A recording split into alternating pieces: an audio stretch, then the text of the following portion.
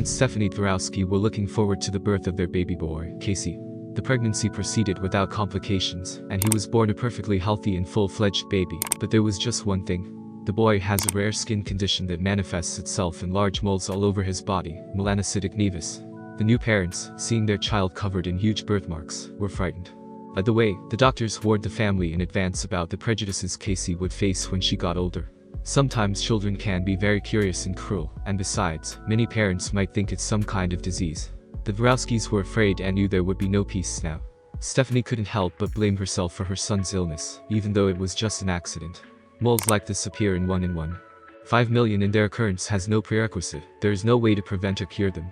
The frightened mother was so tormented that she tried not to go outside with her child because people might not accept her son. She felt so guilty about it. Loving her son, she constantly went to doctors in the hope to find a way to remove these birthmarks at least from his face, because it would greatly facilitate her son's life in the future. By the way, the boy had several small operations to make them less noticeable. But the parents still continued to be ashamed of their own son. The only thing that convinced them to reconsider the situation was the attitude of their eldest daughter, Desi.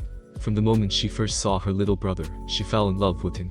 The girl hugged and kissed him all the time, and never once asked about the spots, though she clearly noticed that Casey was not a kid like everyone else.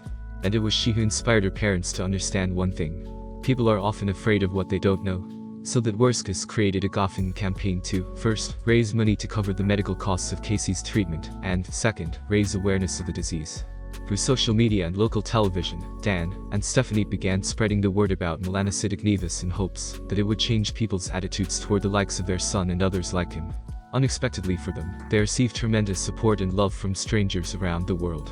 The parents are no longer afraid or shy to go out with their little boy because they are now confident that society will accept him. The most important thing for them is for him to be happy.